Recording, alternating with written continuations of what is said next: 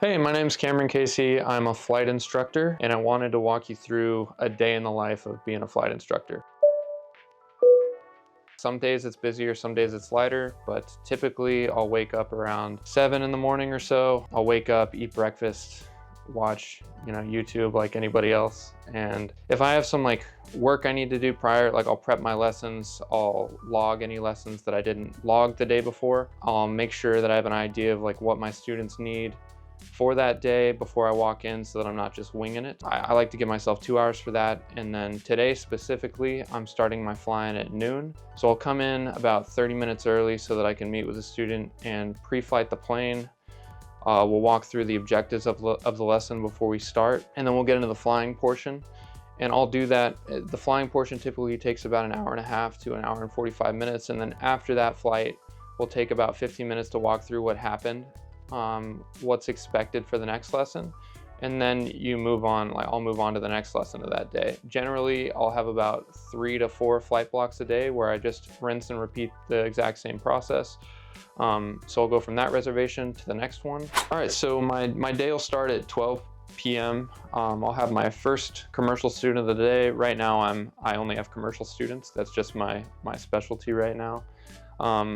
And while I'm only working with commercial students, each student, because I work at a 141 school, is in different phases of the curriculum. So while I'm working on the same rating for my different students, they each are working on different things. So there's a variety of things we're doing. So my first student is in stage 1 of the course. So we're primarily focusing on kind of stuff they learned in private pilot, but getting them within a tighter set of standards so that they can take that stage 1 check, which is primarily stalls, landings, emergencies, navigation. So my first student, we're going to work on landings and stalls, and then my next block is going to be with a student who needs to work on his landings.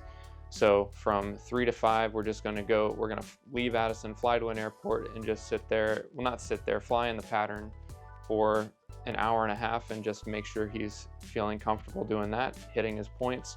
And then my final student hasn't flown in a few days, so it'll primarily just be like a refresher flight, hitting as much as we can and making sure that they're feeling proficient just generally around all the maneuvers and landings, rather than like a specialty. Because some lessons you're doing drilling of certain maneuvers, and other lessons you're just trying to do an overview. So my final student will be more of a general overview lesson with these 2-hour blocks back to back to back. Eating can be challenging. What I've learned over the past 8 months or so that I've been an instructor is, in order to do your best instructing, you need to be, I personally have to have food. I'm not going to be a good instructor if I'm hungry.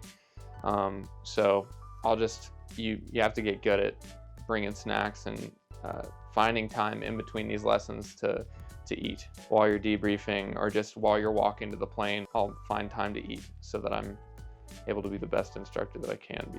I'm still motivated, but I was really hungry to get hours when I first started. I don't want to make it seem like I was not primarily focused on my student success, but I made the mistake up until a few months ago of burning it at both ends and booking myself up for 12 hours a day, whether would that be split up between flight and ground instruction, and then sleeping maybe 5 to 6 hours a night, and then coming in the next day being tired but still making it work, drinking energy drinks. But I found that in the past month or so, I've dialed it back to where I'm just working 8 hours a day and I'm making sure to get sleep. That has improved the quality of my instruction and life tremendously. I know now the importance of having a healthy lifestyle outside of instructing that allow you to be the best instructor you can be. As pilots, it's generally people with type A personalities, people that are extremely motivated. People see flight instructing, most flight instructors see it as a stepping stone to either the airlines or another career in aviation. So it generally attracts people that just want to go and make aviation their entire life and just be one-dimensional. And the thing that I have grown to appreciate is having relationships, going out and exercising, having other things you're interested in. That is just going to make you a much happier person and make you a better flight instructor. And that's one thing I wish I had known when I started.